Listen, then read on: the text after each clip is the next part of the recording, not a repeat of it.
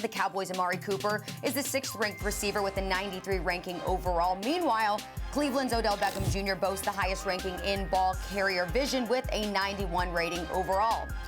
All right, Domonique, we're going to start with you here. Odell ranked 9th overall on Madden, but the question is he still a top 5 receiver in the NFL? Oh, I absolutely think he's a top 5 receiver in the NFL. He had a bad year last year. Part of it was because of injuries, and part of it because it was probably one of the worst coached teams in football last year. And no one on Cleveland outside of Myles Garrett, I think, had a good year, and his year ended really poorly. So I think that we can excuse away one season as an aberration, considering that his other seasons rank him up there in company like Randy Moss and Jerry Rice. So I think that that was just an aberration because of injury and other external issues that they were having at that team. I think he'll return back to form, and he's a special receiver, the type of guy that you can throw it in his vicinity, and if you get it to him, it might be a touchdown anytime he touches it. He's that fun. He's that exceptional. So, yeah, he's a top 5 receiver in my mind. Absolutely, he's an elite guy. Well, listen, I think is he top 5 as far as talent? There's no question he's a top 5 receiver as far as talent concerned, but we all know at the wide receiver position a lot, hinges on supporting pieces around you, whether you're talking about coach, quarterback, so on and so forth. And when you look at the Cleveland Browns, the one thing we've seen, since his time being in that organization, is there's been a lot of change and a lot of ineptness, whether it be, from the coaching perspective.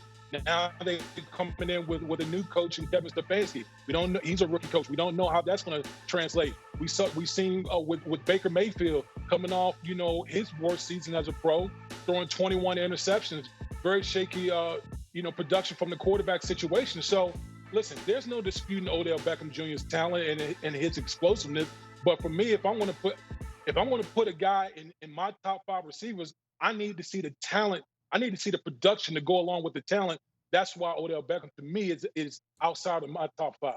Yeah, I mean, the production wasn't there last year, but it's been there every other year. I feel like there were injury concerns. If it only takes one rough year with injuries and other issues to fall out of the top 5, I feel like that's unfair. Like, he's been consistently awesome, and he had a blip. That doesn't mean you take him out of top 5, in my view. Maybe he wasn't top 5 as far as numbers are concerned last year, but he's still top 5. What is a blip? I mean, you're talking about a guy in Odell Beckham Jr. over the last 3 seasons.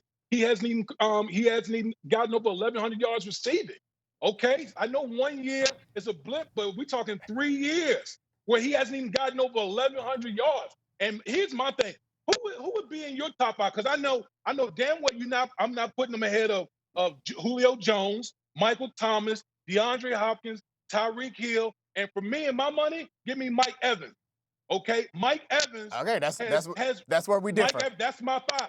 That's my 5 right now. I was with you. I was with you until you got to Mike Evans over Odell Beckham, and I understand that Mike Evans. Why not? The production. Listen, put up the stats. Put on the tape.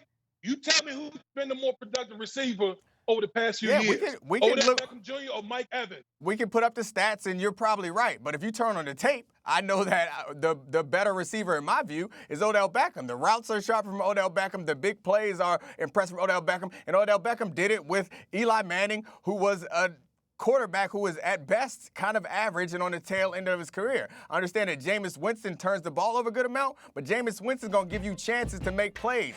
Eli Manning's best efforts were those slant routes, and that's what Odell Beckham turned into spectacular plays, or throwing almost uncatchable balls that Odell Beckham had to catch with one hand. That's very different than playing with Jameis Winston, because as much as you can criticize Jameis Winston for turning the ball over, Jameis Winston also, on the other side, throws some of the most impressive passes that you'll see, and he'll give his receivers a chance. And then Odell Beckham went from Eli Manning to Baker Mayfield in his second year, which has not been very impressive in his second year. So I think that all things considered, I think it's easy to just go by the stats. That's what I would expect from some fans to do. But you and I, we got to go deeper than just the stats. You know the stats don't tell the whole story. Look at the games, look at the players, and tell me if you're drafting a team right now, you would honestly take Mike Evans over Odell Beckham's ability as a receiver right now. You would do that? That you and I disagree at that point. He's a top 5 guy to me. Well, listen. I know one thing. Mike Evans over the past couple of years have a higher,